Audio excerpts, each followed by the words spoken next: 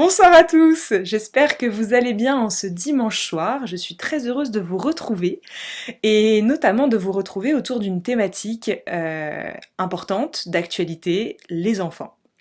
Alors vous avez été nombreux lors du dernier live à me poser beaucoup de questions par rapport aux enfants, les vaccins, l'école, et comment on fait, et comment ça se passe, est-ce qu'il faut les retirer, est-ce que ceci...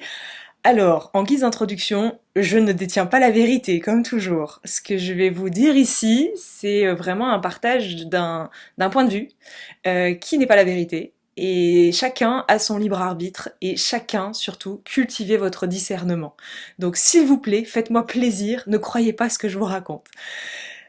On m'a demandé de parler de tout ça, donc bien évidemment, on va en parler en plusieurs étapes. La première chose que j'aimerais vous dire au sujet des enfants, pour un petit peu prendre de la hauteur et un peu contextualiser ça d'un point de vue plus dézoomé.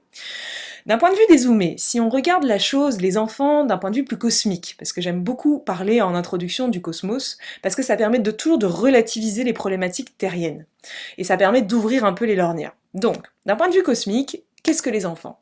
Eh bien, il faut comprendre que les enfants qui s'incarnent aujourd'hui en ce moment sur Terre, alors il n'y a pas, tous les enfants ne sont pas concernés par ce que je suis en train de dire, il faut toujours avoir du discernement dans ce qu'on dit.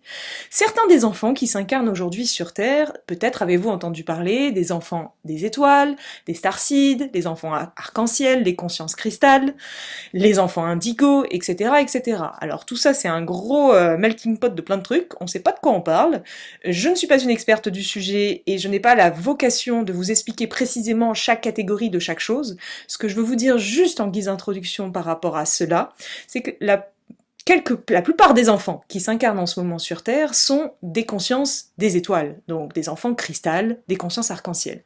Cette typologie d'enfants-là, ce sont des enfants très évolués. Ce sont des enfants qui viennent de plans dimensionnels, de plans vibratoires plus évolués que ceux qui sont présents sur Terre. Ces consciences, avant ce qui est en train de se produire en ce moment sur Terre, donc avant cette ascension vibratoire qui a débuté en 2012, ne pouvaient pas descendre sur Terre.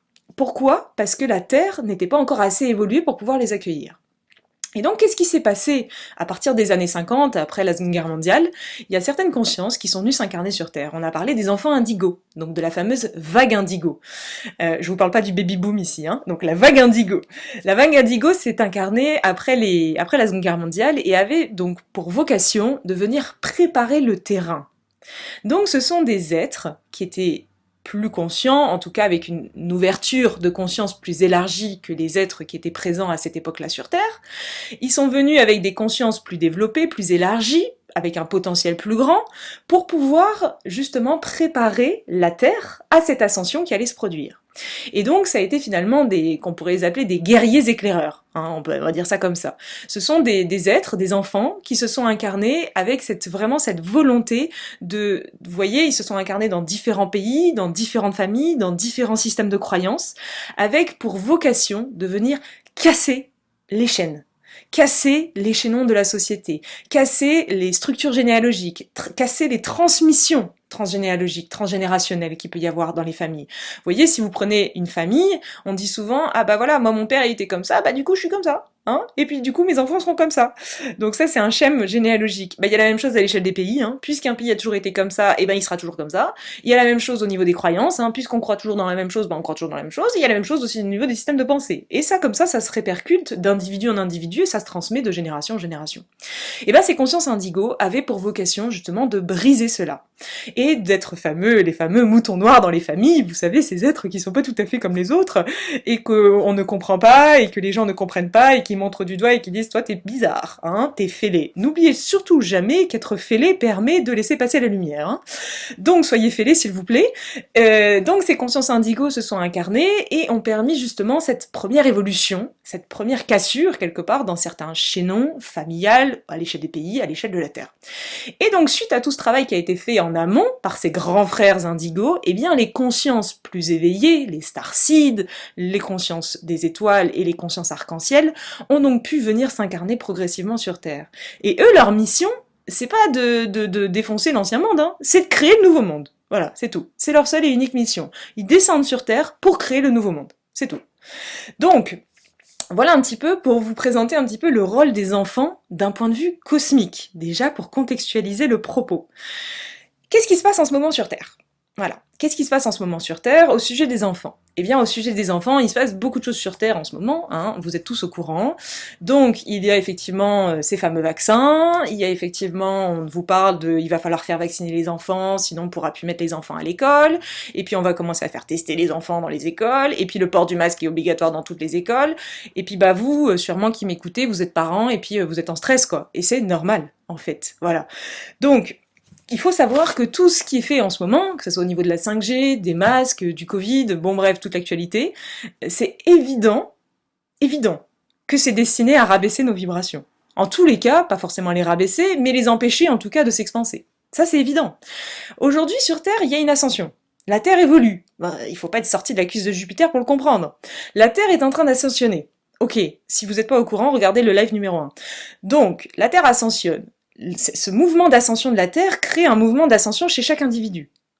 Or, pendant des milliers d'années, la majorité des gens sur Terre, à peu près 99,9% de l'humanité, a été totalement contrôlée, asservie par une minorité de la population. Tout le monde est bien d'accord. Bon.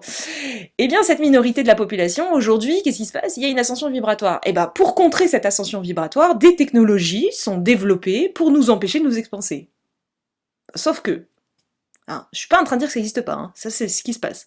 Et c'est évident que c'est ça qui évolue. Sauf que, ce qu'on a oublié là-dedans, hein, quand on est terrien et qu'on regarde que la Terre, ce qu'on a oublié là-dedans, c'est que, réellement, est-ce que vous pensez sincèrement que les technologies terriennes ont quelque chose de puissant comparé aux technologies des civilisations avancées dans le cosmos? Bah non, pas du tout. Voilà. Hein, les technologies terriennes, c'est vraiment, il faut s'imaginer la Terre, on est en 3D, on est une planète franchement pas avancée par rapport au reste des planètes dans les différents systèmes solaires, dans les différents univers, dans les multivers. Hein, on n'est pas les seules présences de l'univers, je tiens à vous l'annoncer aussi ce soir au passage. Est-ce que vous pensez réellement que ces êtres humains qui sont littéralement à l'âge de pierre à l'échelle du cosmos, ils sont là comme ça à taper sur des pierres et puis à créer des antennes 5G? Est-ce que vous pensez sincèrement que cette technologie-là, d'un point de vue cosmique, c'est une véritable menace? Pas du tout. Hein, c'est un truc comme ça à l'échelle du cosmos. Hein. C'est vraiment les civilisations plus avancées. Sincèrement, cette technologie, ils rigolent. Hein. Et nous, on est là à dire ah. Ben non, en fait. Donc, déjà, il faut vraiment entendre ça. Alors, ça veut pas dire que vous pouvez peut-être l'entendre et vous dire ah bah oui, elle a peut-être raison, elle a peut-être tort, bon, etc. Mais bon, moi concrètement, je suis toujours face à mon problème et comment je fais? Donc il faut extrêmement beaucoup de bienveillance envers soi-même. Parce que effectivement, c'est hyper dur de garder la foi, c'est hyper dur de rester centré dans le moment présent, c'est hyper dur de se recentrer sur soi, c'est hyper dur de faire ce travail intérieur alors que la période actuelle est justement faite exprès pour que vous alliez à l'extérieur lutter contre le système qui est en place. Évidemment.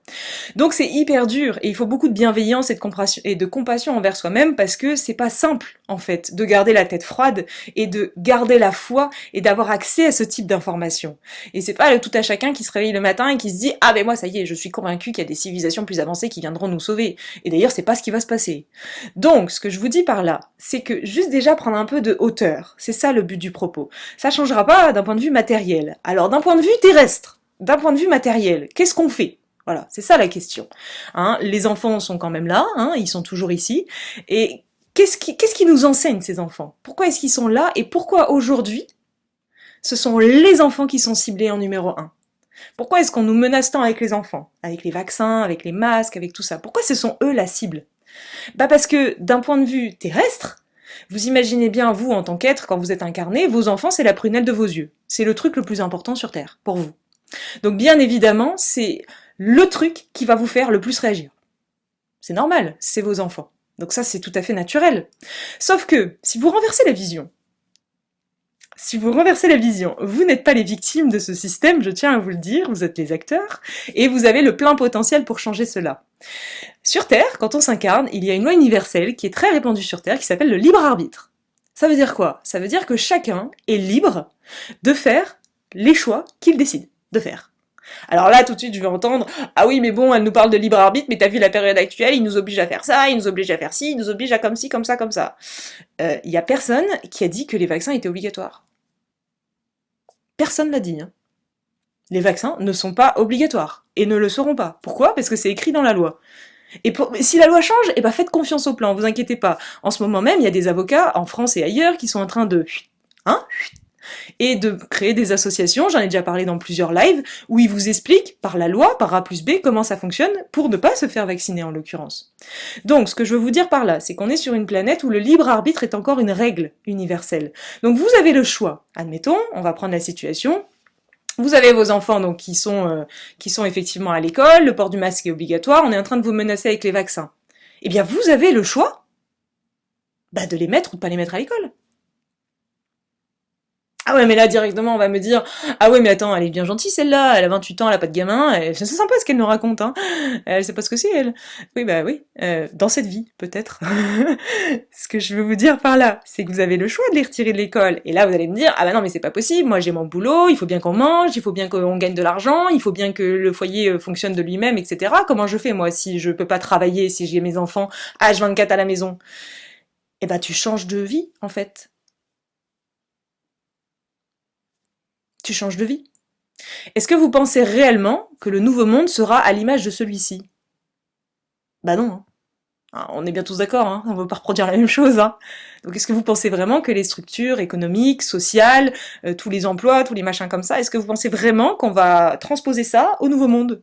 Ah bah non, hein, ça va pas se passer comme ça. Hein. Je suis désolée de vous le dire, hein, ça fait un peu bizarre quand on le dit comme ça, mais ça va pas se passer comme ça. Hein. On va pas copier-coller l'ancien monde sur le nouveau monde, hein, ça c'est sûr et certain. Il va falloir qu'il y ait une remise en question profonde dans la psyché humaine et dans les habitudes de chacun. Et qu'est-ce que nos enfants sont en train de nous proposer? Eh bien justement de changer nos habitudes. Ça passera par un changement radical. Hein. Il faut changer nos habitudes de vie. Il faut changer nos conceptions de la vie. Il faut changer comment on a bâti l'ensemble de notre vie. Vous savez, l'éveil, c'est un renversement. Hein. Vous prenez la maison, donc là, vous avez votre petite vie construite telle qu'elle est. Donc la maison est bien agencée, hein, le placard est à tel endroit, le papier peint comme ça, la prison est dorée, c'est merveilleux, c'est la vie. C'est la vie que vous êtes créée. L'éveil, l'ascension, c'est le moment où tu décides de raser la baraque. Hein. Donc je rase la maison, je reviens au point zéro et je construis quelque chose de nouveau. Ah bah non, hein. Ah bah non, ah bah non, parce que j'ai peur, hein, parce que en fait, t'imagines, je peux pas, puis y a personne qui le fait autour de moi, eh bien soyez les précurseurs.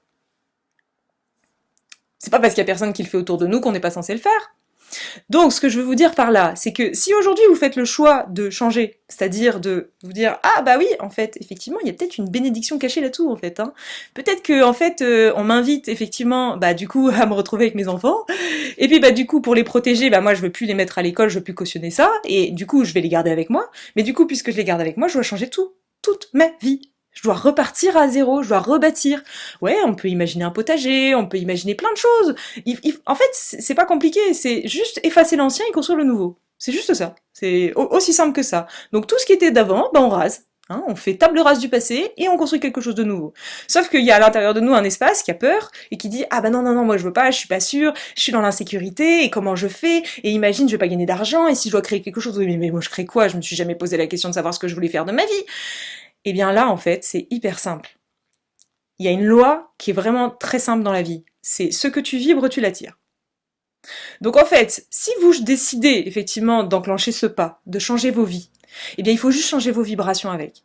Si vous changez votre vibration, votre état d'esprit, vous allez changer ce que vous allez magnétiser à vous. Il y a une loi universelle qui est l'abondance. Je ferai une vidéo sur ce sujet parce que, à mon sens, c'est hyper important de comprendre ça. Comment fonctionne l'abondance? Comment fonctionne le succès, la réussite? Hein, c'est des mots terrestres, ça. Mais comment on fait, en fait, pour créer quelque chose de soi-même et y arriver? C'est tout simplement énergétique, en fait. C'est tout simplement énergétique. Comment on fait pour trouver sa mission de vie? C'est tout simplement énergétique. C'est toujours la même question, c'est toujours la même chose. On commence par se recentrer sur soi. Et par ne pas oublier quelle est notre raison d'être. Et la raison d'être, c'est quoi? Pourquoi on est tous venus sur Terre ici? Pour évoluer. Tout simplement. Donc, quand on retourne cette vision actuelle et qu'on renverse cette vision qui nous est imposée et qui nous apparaît comme quelque chose d'insurmontable, de très stressant et de très angoissant et anxiogène pour nos enfants, si on retourne ça dans l'autre sens, est-ce que vous voyez le champ des possibles qui s'ouvre? C'est un truc de fou en fait. Est-ce que les enfants ne seraient pas justement les déclencheurs de l'activation?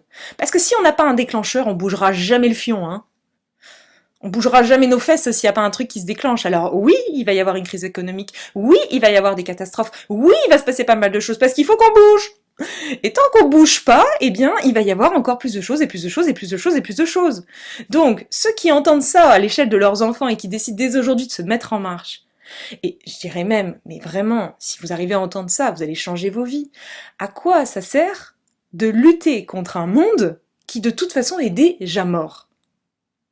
Il est déjà mort, hein, le monde actuel, hein, avec les vaccins, les machins. C'est déjà mort, ça. Hein. C'est déjà voué à l'échec. Hein. Parce que comme je l'ai dit dans la précédente vidéo, la Terre, elle ascensionnera quoi qu'il advienne. Hein. Donc tout ça, c'est déjà mort. Donc à quoi ça sert, toi, avec ton petit machin, d'aller lutter contre ça? Tu luttes contre quelque chose qui est mort, d'un certain point de vue. Donc, plutôt que de lutter contre quelque chose qui est mort, eh bien construisez quelque chose de nouveau. Est-ce que nos enfants ne sont pas les maîtres, les guides, pour nous montrer, nous expliquer quel est ce nouveau monde qui est à bâtir et comment le faire? Écoutez vos enfants, ils savent exactement ce qu'il faut faire. Et ça commence par passer du temps avec eux. Voilà.